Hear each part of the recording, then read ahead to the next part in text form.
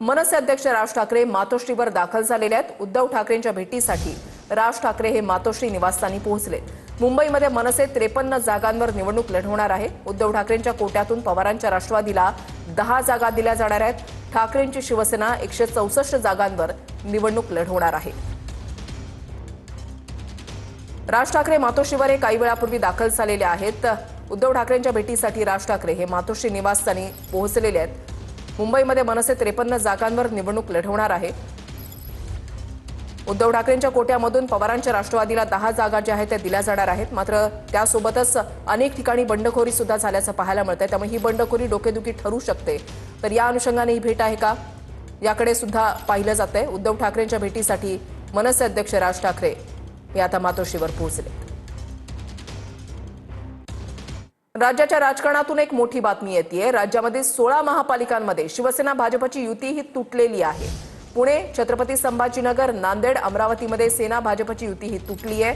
महापालिका निवडणुकीच्या रणधुमाळीमध्ये राजकीय घडामोडींना चांगलाच वेग आलेला आहे।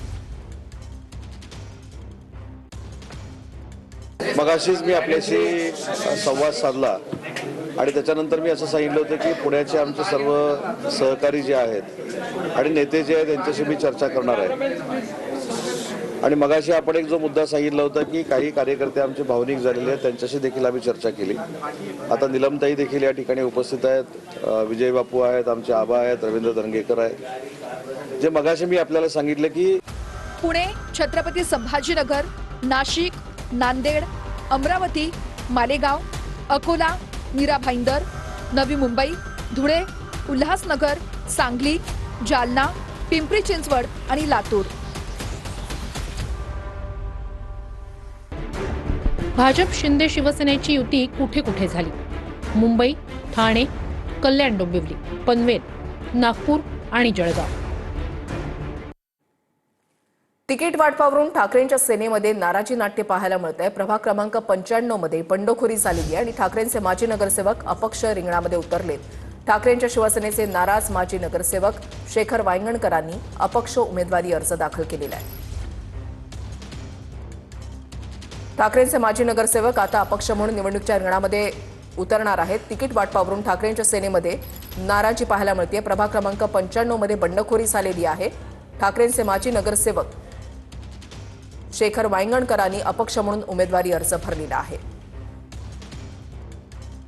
याच प्रभाग क्रमांकावरून अनिल परब आणि वरुण सरदेसाई यांच्यामध्ये वाद निर्माण झाल्याचं पाहायला मिळालेलं होतं। वांगणकर हे अनिल परब यांचे समर्थक मानले जातात आणि त्यांनी आता अपक्ष म्हणून उमेदवारी अर्ज या ठिकाणी दाखल केलेला आहे। तिकीट वाटपावरून ठाकरेंच्या सेनेमध्ये नाराजी पाहायला मिळते। प्रभाग क्रमांक 95 मध्ये बंडखोरी झाली आणि ठाकरेंचे माजी नगरसेवक हे आता अपक्ष म्हणून निवडणुकीच्या रिंगणामध्ये उतरणार आहेत। अपक्ष म्हणून त्यांनी आपला उमेदवारी अर्ज या ठिकाणी भरलेला आहे।